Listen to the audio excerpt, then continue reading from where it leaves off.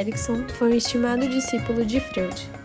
Nasceu no sul da Alemanha em 1902 e faleceu no Canadá em 1994. Embora não tivesse formação acadêmica, Erikson foi um psicanalista brilhante e destacou-se também em outras áreas, como a antropologia e a educação. A teoria do desenvolvimento psicossocial, criada por Erikson, é conhecida também como teoria pós-freudiana, e muitos consideram que ele realmente ampliou, em vários aspectos, as teorias originais de Freud. A teoria psicossocial de Erikson compreende que a identidade se desenvolve durante toda a vida, sofrendo mudanças mesmo após a adolescência. Esse desenvolvimento se dá em estágios, e cada um envolve o que Erikson chamou de crise de personalidade. Essa crise pode ser compreendida como um dilema psicossocial que emerge e determina a fase da vida, obedecendo a um cronograma maturacional, que deve ser satisfatoriamente resolvido para o desenvolvimento de um ego saudável.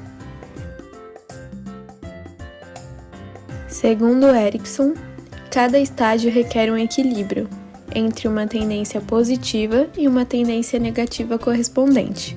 A qualidade positiva deve ser dominante, mas também é necessário um pouco de qualidade negativa para um desenvolvimento ideal. Diferente de outros teóricos do desenvolvimento humano, Erikson não teorizou sobre um modelo ideal da educação. Contrário a esse pensamento, o pesquisador avançou ao compreender que a cultura influencia diretamente no desenvolvimento do ser humano e que cada sociedade elabora um modelo educacional com conhecimento e técnicas mais adequado à sua manutenção de sobrevivência.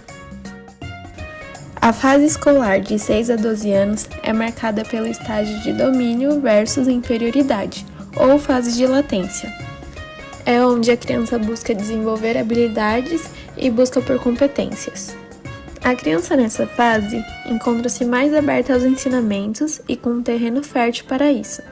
Representa, num primeiro momento, em que a criança é introduzida na sociedade, devendo respeitar as regras do novo grupo.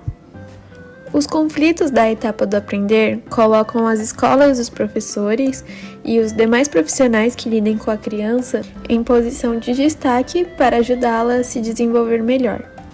O que a criança consegue fazer dá a ela um sentimento de quem ela é, e toda vez que ela tenta alcançar êxito, implica nela estar ameaçada ao fracasso, no qual leva-se a esforçar ainda mais para não ser dominada pelo sentimento de inferioridade que a tanto incomoda.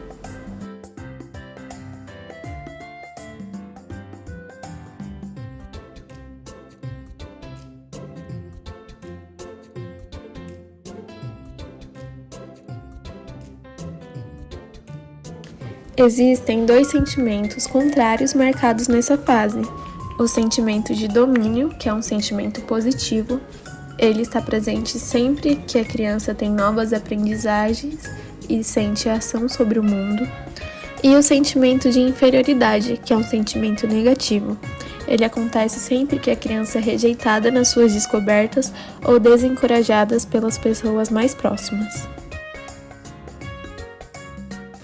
As principais características observadas na criança nessa faixa etária é a curiosidade, o empenho, a iniciativa, abstrações cada vez mais complexas, pensamento lógico fortalecido, relações interpessoais fortalecidas e marcada pelo desenvolvimento de habilidades e a busca de competência. Ao longo dos primeiros anos desse período, o pensamento lógico é fortalecido, torna-se mais estável e a criança é capaz de abstrações cada vez mais complexas. Ela é menos influenciada pela percepção sensorial e se torna mais marcante a lógica. Nessa fase, as demandas escolares se tornam maiores e exigem mais responsabilidades e é marcante a intenção do universo de leitura e de escrita. Todos esses avanços intelectuais que vão se desenvolvendo tornam-se mais apurados a capacidade de identificar processos internos, como sentimentos e pensamentos. A criança passa a perceber que, da mesma maneira que ela, os outros são capazes de ler suas intenções e sua forma de agir. As amizades também vão ficando mais baseadas em afinidade e compartilhamento de pensamentos e opiniões, substituindo as relações imediatas que se estabelecem ao acaso em outros momentos da infância. Os acidentes mais observados nessa fase são a queda, como o mais comum, tanto pela curiosidade como querer explorar seus próprios limites. Acidentes de trânsito, onde o principal motivo é o atropelamento. Acidentes esportivos, pela busca da criança às novas habilidades. Agressões físicas ou psicológicas, não só dentro de casa, mas também de colegas com o aparecimento do bullying. Afogamentos, acidentes com animais, queimaduras, intoxicações, são marcadas pela curiosidade e teste de limites. E os engasgos, porém, menos frequentes que os primeiros momentos da infância.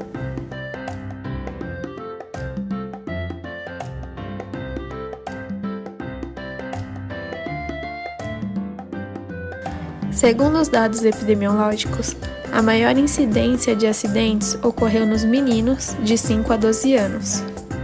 Os que se recuperaram foram 88,5% e os que tiveram uma recuperação parcial, 9,8%, restando 1,7% que vieram a óbito. Dos que tiveram recuperação parcial, 91% ficou internado e 32% desses 91% ficaram 15 dias ou mais.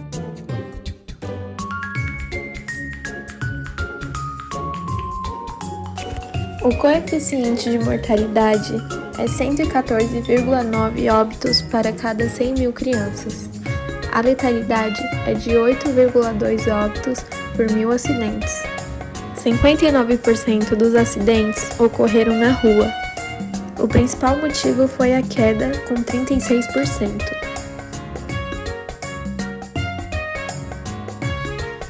Meios de prevenção. No caso de quedas, nunca deixe que a criança brinque em lajes que não tenha grade de proteção. Ao andar de bicicleta, skate ou patins, a criança deve usar capacete de proteção e não deve circular em ruas por onde transitam veículos. Manter a vigilância constante e estar acompanhado de um adulto em escadas rolantes e elevadores. Evitar que as crianças subam em árvores. Não deixe a criança brincar com fogueiras e fogos de artifício e não deixe a criança soltar pipa em locais onde há fios elétricos devido ao risco de choque de alta tensão.